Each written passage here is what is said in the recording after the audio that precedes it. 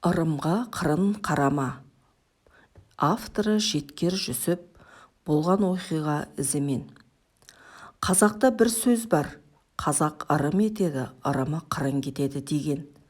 Мүмкін қырын кетуі. Бірақ өмірде көбіне ол қырын кетпей, пендеге дөп тиіп тағдырын талқан етіп жатса ше. Ілгеріде Аралға жұмыс бабымен барғанбыз. Жанармайдың қат кезі, қасқалдақтың қанындай. Мекеменің сол жақтағы бір көлігін жүргізуші жалдап алып қайтатын болдық. Оған енді жанармай жоқ. Өзі де бір нән көлік, жанармайдың соры. Қойшы сонан сауын айттырып жүріп, сол аудандағы май зауытының бастығына хабарласыпты. Біздің дөкейлер үйіне бардық. Ой-хой жарықтық. Шарбақтан кіргеннен көкпеңбек төсеніш екен. Аяқпен басуға аяйсың. Әрі-беріден соң қипақтап қасымдағы журналшы ағам екеуміз зәулім үйге беттедік. Есік алдына кейуана шықты. Амандасып, жөн-жосық шаруамызды айттық. Ол кісі: бала жұмыста, ішке кіріңіздер, мен звондайын оның жұмысына, деді.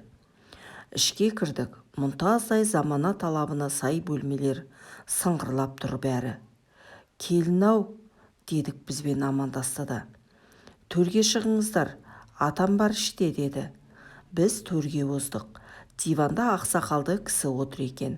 Барып жапырласа амандастық. Мән-жайды айттық. О кісі де: иә, журналшы балдар екенсіңдер ғой.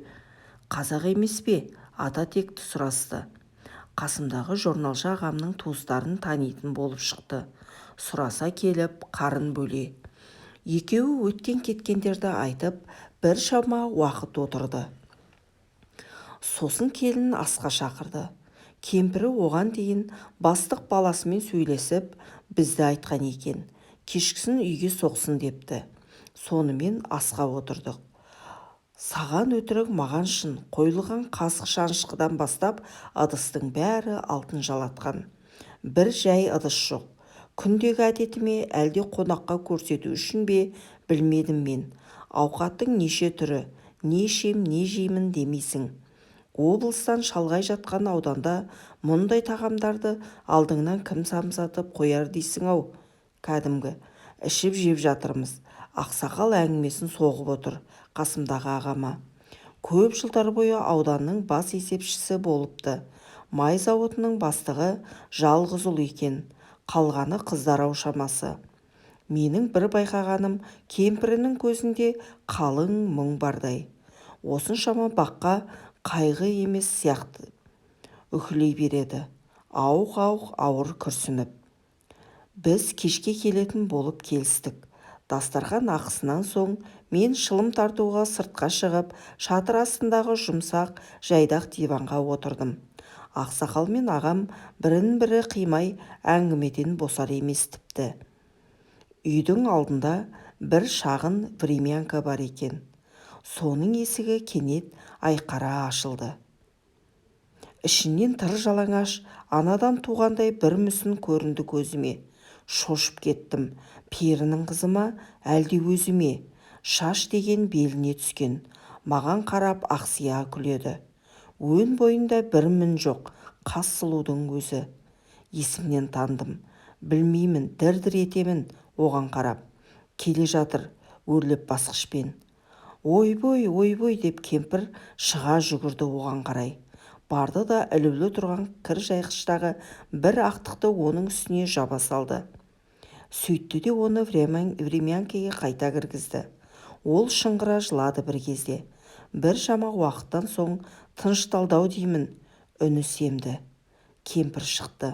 Жаныма кеп ауыр күрсінді де. Ой, айтары жоқ балам, айтары жоқ. Қор болды қызым. Алматыда жоғары оқуды қызыл дипломмен бітіріп тұрмыс құрды. Бір талғарлық жігітке. Төсегін бір аурулы жеңгесіне салдырыпты. Құдай атқырлар, сол төсектен осындай дертке шалдықты. Ана жеңгесі құла таза айығып кетіпті, жындыханадан шықпайтын дертінен.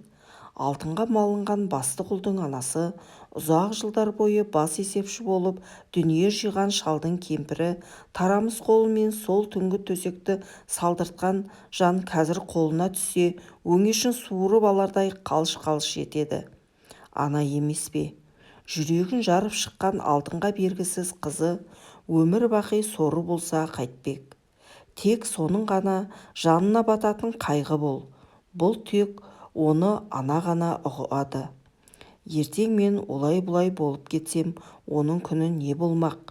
Қызылордадағы жындыханаға өткізіп жібереді ғой мыналар, деп кемсеңдеді. Мен не дерімді білмей, көкпеңбек төселген аяқ астындағы түкті төсенішке қарай бердім, қысылып. Қазақтың ырымы қырын кетпей, мына сорлы ананың қайғысына, ана бейбақ қыздың сорына айналыпты-ау. Есіме әжем Өтештің ертеректегі тағы бір әңгімесі түсті. Рахила Маханның жалғыз қызы еді. Жанып тұрған сұлу болды.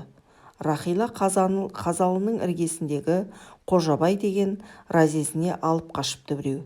Төсегін қояншық ауруы бар жеңгесіне салдырыпты антұрғандар. 2-3 күннен соң аузынан ақ көбек ағып талып қалатынды шығарды. Әкеп тастады үйге оны. Өмірі аурудың не екенін білмеген 12-де бір гүлі ашылмаған айдай сұлу Рахила осылай өле-өлгенше талма ауруға душар болды. Анасы Қамби, әкесі Махан соның күйігіне үйітілумен өтті өмірден. Сондай кісілер қалай жер басып жүр екен дейсің кейде, күйінгеннен ерніңді тістелеп.